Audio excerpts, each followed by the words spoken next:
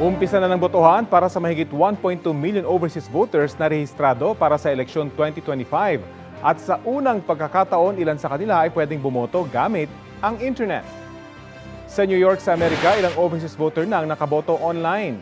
Sabi na ilang nakausap ng GMA Integrated News, madali at mabilis lang ang online voting basta kumpleto ang valid ID at iba pang requirements.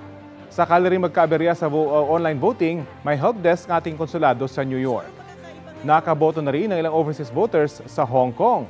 Marami sa kanila kinailangan pang pumunta sa konsulado dahil nahihirapan sila sa pre-registration at pagpasok sa online voting and counting system o VCS ng COMELEC.